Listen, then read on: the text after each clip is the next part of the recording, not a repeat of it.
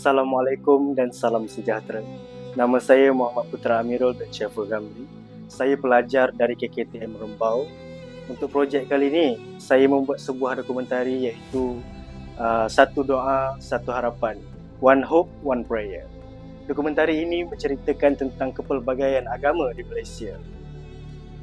Dokumentari ini menelusuri keunikan kehidupan harian rakyat Malaysia yang berbeza agama, namun tetap berkongsi ruang, senyuman dan harapan.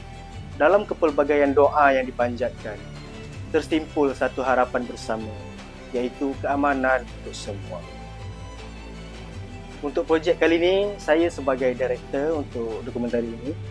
Jadi, apa yang saya boleh kongsikan, lokasi yang saya pilih untuk projek kali ini adalah Jongka Walk di Melaka, kerana di situ terdapat Masjid Tanjung Keling,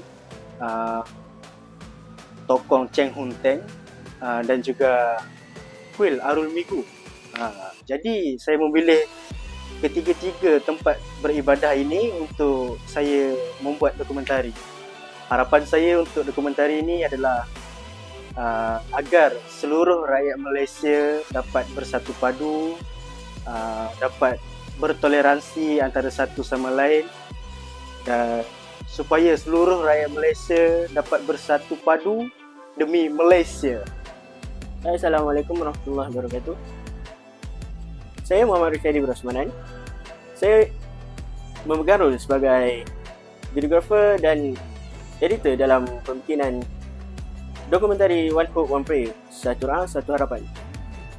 Jadi, Jangan lupa saksikan dokumentari ini, Satu Doa, Satu Harapan, hanya di KKTM Rembau.